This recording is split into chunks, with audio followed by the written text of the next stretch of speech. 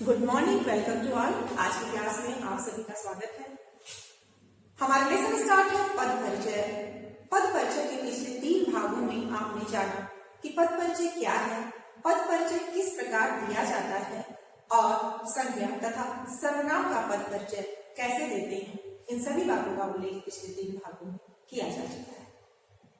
पद परिचय का सामान्य अर्थ है वाक्य में प्रयुक्त शब्दों अर्थात पदों का व्याकरणिक परिचय देना, व्याकरण संबंध परिचय देना कि वाक्य में उनका स्थान क्या है और उनका भेद क्या है, पुरुष लिंग वचन इत्यादि क्या है।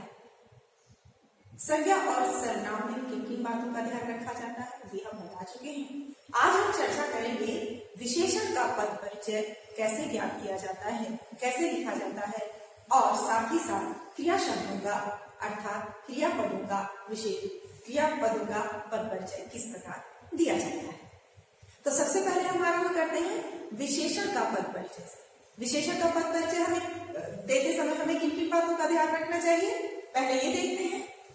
विशेषण का पद परिचय देते समय हमें सबसे पहले विशेषण के भेदों का ज्ञान होना चाहिए, अर्थात विशेषण के जो भी मुख्य भेद हैं वह गुणवाचक है, संख्यावाचक है,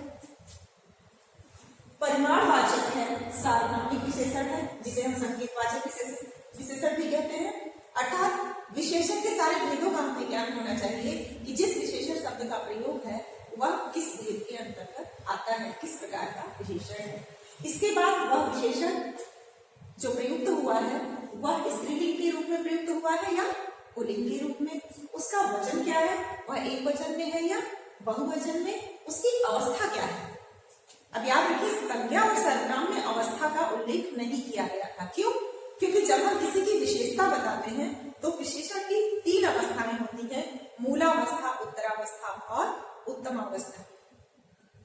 जब विशेषण पाठ का अध्ययन आपने किया तो उसमें अवस्थाओं का ज्ञान कराया गया है आपको। तो विशेषण का जब शब्दों का हम पद परिचय देंगे तो हम यह भी बताएंगे कि उसकी किस अवस्था का प्रयोग उस वाक्य में हुआ है, उस विशेषण शब्द के साथ हुआ है। उसके बाद किस विशेषण के रूप में प्रयुक्त हुआ है यह बताना सबसे अधिक आवश्यक होता है, क्योंकि विशेषण है तो उसका कोई न कोई विशेष होगा, उसी की विशेषता विशेषण बताता है। विशेषण का अर्थ है किसी की विशेषता बताने वाले शब्द, तो जिसकी विशेषता बताई जाएगी वही विशेष शब्द होता है। तो हमें इन सभी बातों का उल्लेख करते हुए विशेषण का पद परिचय लिखना है। कुछ उदाहरणों के द्वारा इसको समझने का प्रयास करते हैं। जैसे पहला उदाहरण है, वीर अर्जुन ने राक्षसों का वध कर दिया। वीर अर्जुन ने राक्षसों का वध कर दिया। तो इसमें जो वीर शब्द है यह आपका विशेषण शब्द के रूप में आया है और किसकी विशेषता प्रकट कर रहा है? वीर शब्द किसकी विशेषता प्रकट कर रहा है? अर्जुन की विशेषता प्रकट कर रहा है। अर्जुन के गुण को बता रहा है कि अर्जुन वीर थे और अपनी वीरता और साहस के साथ ही उन्होंने राक्षसों का वध कर दिया। तो यहाँ पर वीर शब्द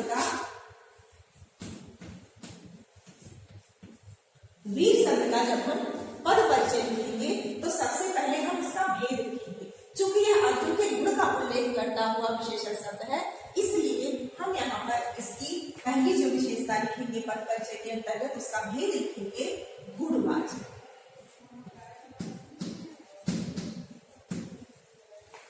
गुणवाचक विशेषण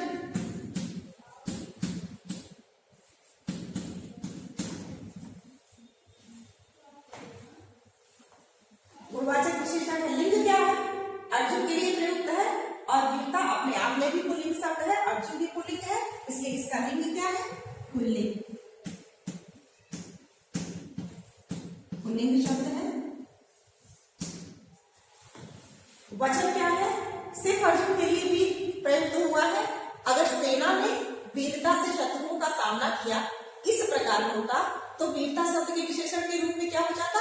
बहुवचन, क्योंकि सेना बहुवचन वाला शब्द होता। लेकिन यहाँ पर सिर्फ अर्जुन के लिए ये वीर शब्द का प्रयोग किया गया है, इसलिए यहाँ पर यह एक वचन है। हम वाक्य में ध्यान देंगे कि एक वचन के लिए प्रयुक्त है या बहुवचन के लिए, और उसी के अनुसार वचन का भी हम उल्लेख करेंगे कि यह एक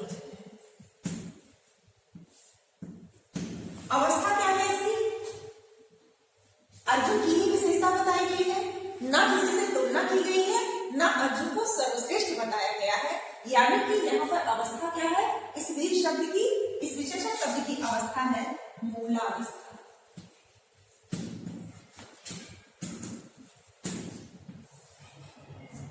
मूलावस्था। इस प्रकार वीर शब्द का पद परिचय क्या आता है कि यह गुणवाचक विशेषण है, पुल्लिंग शब्द है, एक वचन है और इसमें विशेषण की मूलावस्था का प्रयोग हुआ है, क्योंकि इसमें ना तो किसी के साथ अर्जुन की वीरता की तुलना की गई है और ना अर्जुन को सर्वश्रेष्ठ वीर बताया गया है कि वह वीरों में सर्वश्रेष्ठ है। इसी के स्थान पर अगर यह लिखा होता कि वीर अर्जुन सभी वीरों में सर्वश्रेष्ठ थे या अर्जुन सर्वश्रेष्ठ वीर थे, तब वहां पर हम उसकी उत्तमावस्था को लिखते। या किसी के साथ अगर तुलना होती कि अर्जुन कर्ण की अपेक्षा अधिक वीर थे, तब वहां पर क्या हो जाता, उत्तरावस्था का प्रयोग हो जाता। परंतु यहाँ पर सिर्फ अर्जुन की वीरता का उल्लेख है, इसलिए यहाँ पर इसकी मूलावस्था का प्रयोग होता है। साथ ही साथ सबसे महत्वपूर्ण बात, यह वीरता का उल्लेख किसके लिए किया जा रहा है, अर्जुन के लिए किया जा रहा है, इसलिए अर्जुन इसका विशेष है।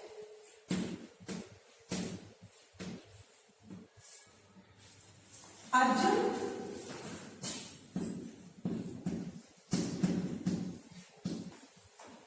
विशेष का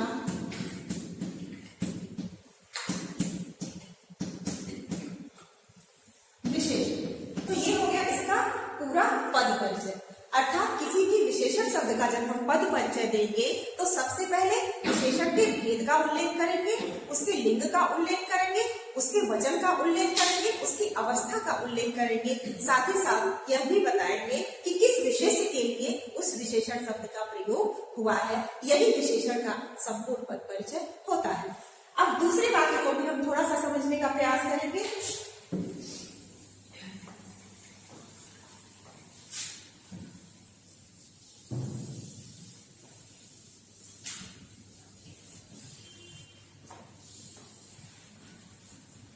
दूसरे वाक्य में हमने लिखा है 2 किलो फल दो।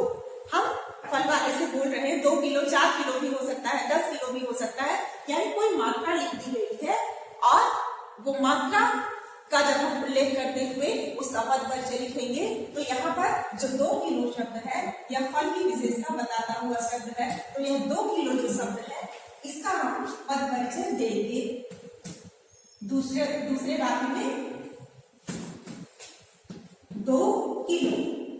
याद रखिए यदि यहाँ पर संख्यावाची होता यह विशेषण, तो यह मान लीजिए होता कि छात्र के पास 4 पेंसिलें हैं। कितनी पेंसिलें हैं, 4 पेंसिलें हैं। या मैं खुद अपने लिए बोलती कि मेरे पास 10 पेन है, तब वहां पर क्या हो जाता, वह संख्या का उल्लेख होता। जो काउंटेबल होता है, जिसको हम गिन सकते हैं, वहां पर संख्यावाची विशेषण होता है। लेकिन जहां पर हम काउंट नहीं कर सकते, गिन नहीं सकते, अनकाउंटेबल वर्ड होता है और वहां साथ ही साथ में हम उसकी माप तौल करते हैं, तब वहां पर परिमाणवाचक हो जाता है। ठीक है, तो यहाँ पर हम विशेषण बताते समय उसके भेदों का सही प्रकार से ध्यान रखना हमारे लिए आवश्यक है। 2 किलो क्या है, परिमाण है।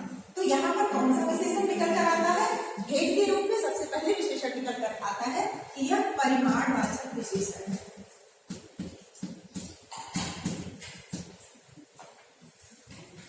परिमाणवाचक विशेषण, क्योंकि हम फल को गिन नहीं रहे, हम किलो में ले रहे हैं। लेकिन इसी जगह हम कहते हैं अगर 4 केले दो, 5 सेब दो, अगर हम काउंट करके मांगते तो वह संख्यावाचक हो जाता। इसका हमेशा ध्यान रखिएगा कि परिमाणवाचक और संख्यावाचक विशेषण में इतना ही अंतर होता है। जब हम काउंट करके कोई वस्तु लेते हैं या किसी वस्तु का उल्लेख करते हैं, काउंटेबल होता है, तो वहां पर संख्यावाचक विशेषण होता है, और जहां पर हम माप तौल करके लेते हैं वहां पर परिमाणवाचक होता है। तो यहाँ पर क्या है, परिमाणवाचक के रूप में 2 किलो हमने लिया है, किलो से मेजरमेंट किया है, संख्या से नहीं किया है, इसलिए हम इसका भेद क्या लिखेंगे, परिमाणवाचक, परिमाणवाचक विशेषण। अब इसका लिंग क्या है, पुल्लिंग। फल क्या है, पुल्लिंग शब्द है, फल पुल्लिंग शब्द है।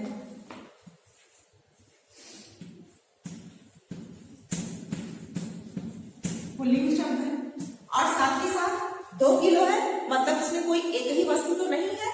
2 किलो फल में सारे फल आएंगे, इसलिए ये बहुवचन है।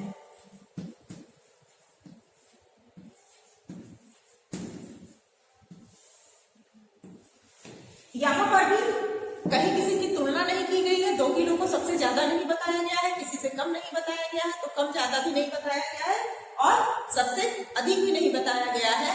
तो यहाँ पर क्या हो जाएगा इसकी अवस्था? मूलावस्था।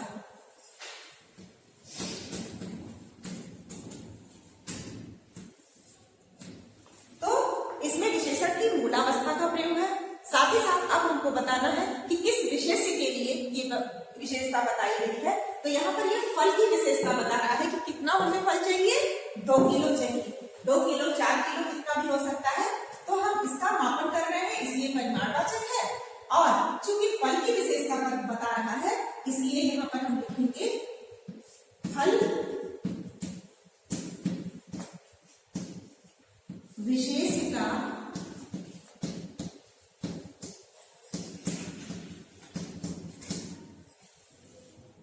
विशेषण। तो ये इसका पूर्ण पद परिचय हो गया। इसी प्रकार कोई भी वाक्य हो, उसका हम जब विशेषण शब्द चुनकर उसका पद परिचय देते हैं तो इतना ध्यान रखते हैं कि इसका वचन बताना है, उसकी अवस्था का उल्लेख करना है, जो तीनों अवस्थाएं उसकी है, मूलावस्था, उत्तरावस्था और उत्तरावस्था। और साथ ही साथ जिस विशेष्य के लिए उस विशेषण शब्द का प्रयोग हुआ है, उस विशेषण का भी हमें उल्लेख करना पड़ेगा।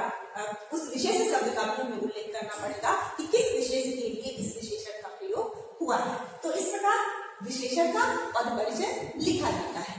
अब विशेषण शब्दों के बाद हम आते हैं क्रिया के पद परिचय पर कि क्रिया के पद परिचय में हमें किन किन बातों का उल्लेख करना चाहिए। तो क्रिया के पद परिचय में हमें किन किन बातों का उल्लेख करना चाहिए? सबसे पहले क्रिया का पद परिचय देते समय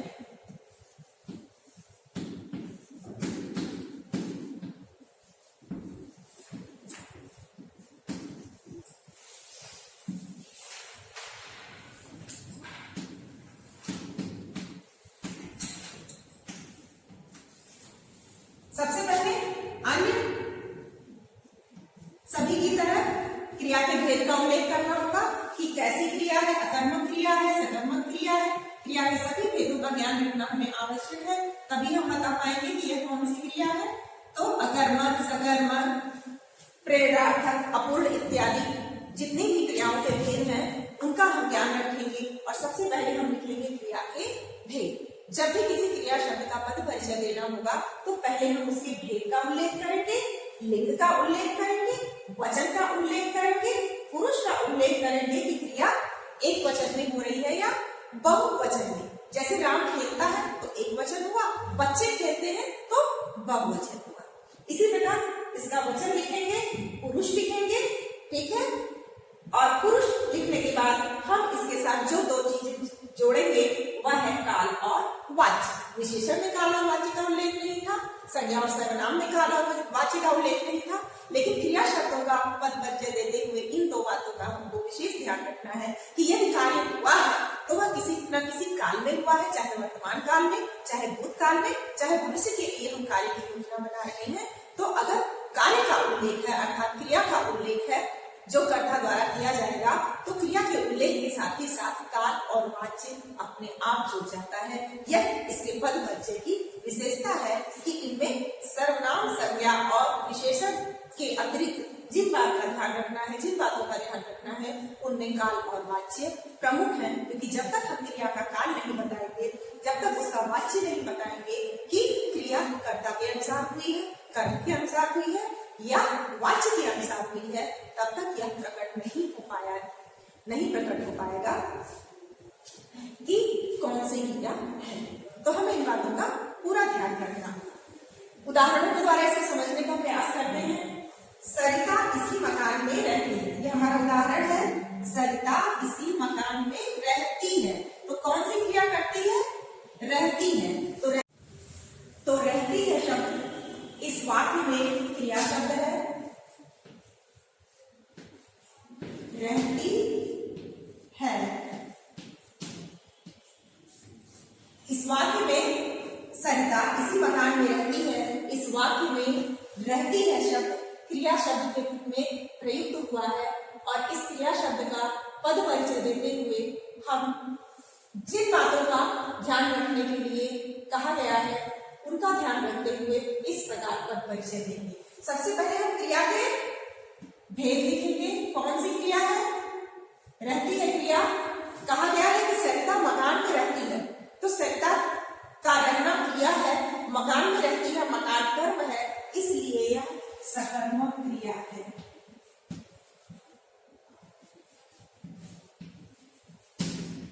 सकर्मक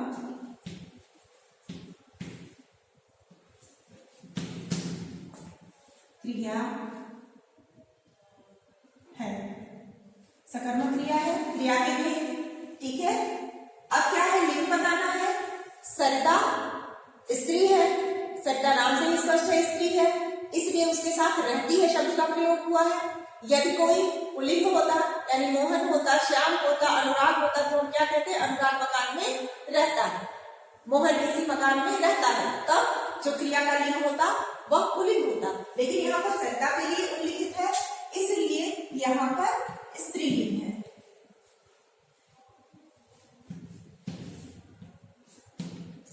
स्त्रीलिंग का उल्लेख किया जाएगा।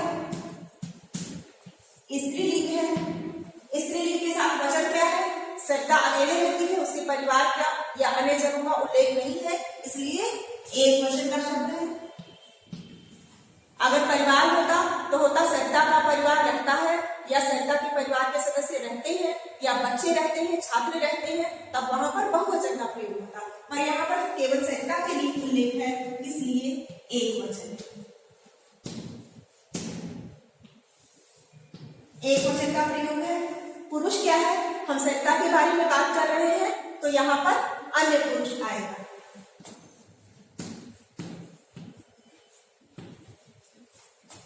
अन्य पुरुष वाचक।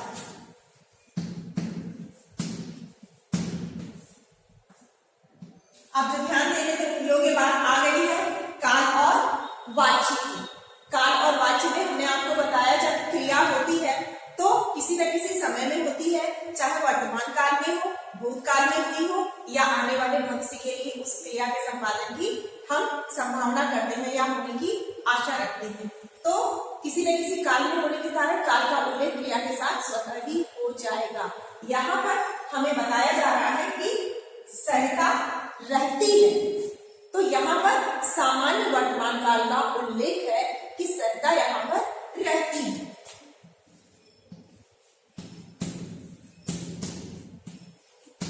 सामान्य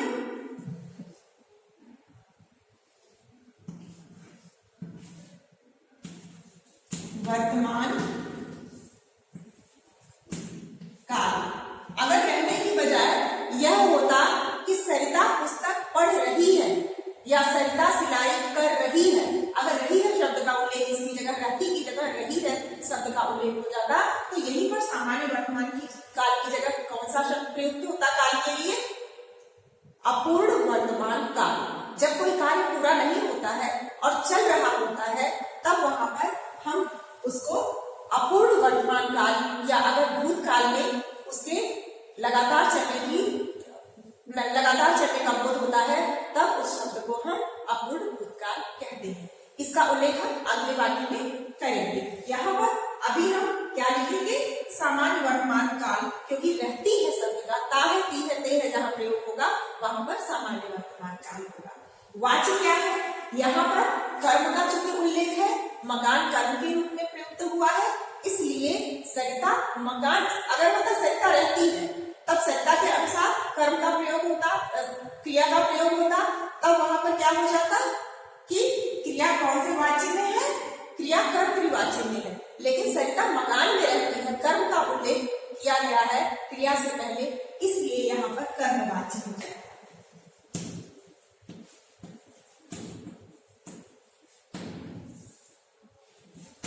इस प्रकार हम किसी भी क्रिया शब्द का पद परिचय देते हैं। इसको एक और उदाहरण के द्वारा समझने का प्रयास करते हैं। जैसा कि हमने बताया, हम यहाँ पर लेते हैं किसी पुल्लिंग का नाम ले लेते हैं।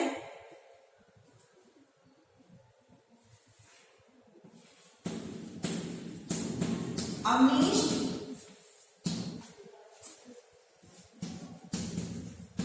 पुस्तक पढ़ रहा था। यहां पर रहा था शब्द क्रिया शब्द के रूप में प्रयुक्त हुआ है। तो रहा था की व्याख्या, रहा था का पद परिचय किस प्रकार देंगे? रहा था, रहा था, इसका पद परिचय किस प्रकार से हम देंगे? सबसे पहले हम बताएंगे कि क्रिया कौन सी प्रयुक्त हुई है। अकर्मक क्रिया तो है नहीं, यहाँ भी पुस्तक का उल्लेख कर दिया गया है। पुस्तक पढ़ रहा था, यदि होता अवनीश पढ़ रहा था तब अकर्मक क्रिया हो जाती।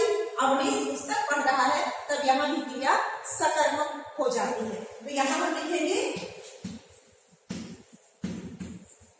सकर्मक क्रिया। लिंग कौन सा है? चूंकि अवनीश पुल्लिंग है, बालक का नाम प्रयोग किया गया है, पुल्लिंग नाम है, तो लिंग इसका हो जाएगा पुल्लिंग। आप देखिए संज्ञा और स्वरूप ये सब विकारी शब्द है ना, तो संज्ञा के अनुसार ही क्रिया का स्वरूप भी परिवर्तित होता जाता है। हम इसको इस प्रकार देखेंगे, सरिता का प्रयोग था तो सरिता रहती है, और अवनीश का प्रयोग हमने पुल्लिंग शब्द का किया है तो अवनीश पढ़ रहा था। अवनीश पढ़ रही थी नहीं लिखेंगे, क्रिया का रूप भी संज्ञा सर्वनाम के अनुसार परिवर्तित हो जाता है, इसीलिए इसको हम लिखेंगे पुल्लिंग। लिंग इसका हो गया पुल्लिंग। वचन क्या है?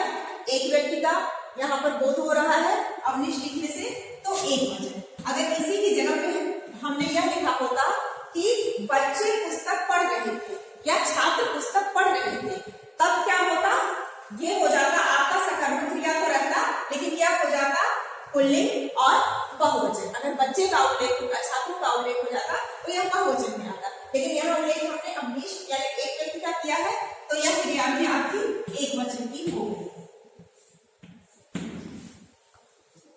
कौन सा पुरुष है? हम अवनीश के बारे में बात कर रहे हैं, तो यह अन्य पुरुषवाचक हो गया। अगर अपने लिए प्रयोग होता कि मैं पिछले दिन या मैं 4 दिन पहले पुस्तक पढ़ रही थी या यात्रा कर रही थी, तो वहां पर क्या हो जाता? उत्तम पुरुषवाचक हो जाता। अगर मैं ये कहती कि तुम पिछले दिन कहीं जा रहे थे या 4 दिन पहले कहीं जा रहे थे, तो क्या हो जाता? मध्यम पुरुषवाचक हो जाता। लेकिन यहाँ पर हम किसी अन्य के विषय में बात कर रहे हैं, अवनीश के बारे में बात कर रहे हैं, तो यहाँ अन्य पुरुषवाचक हो जाएगा।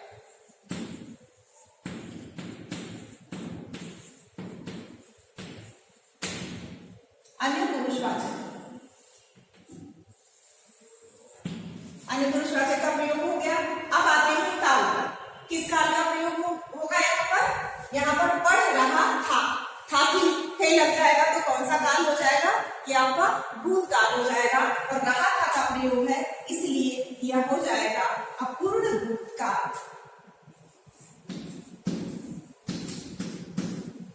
अपूर्ण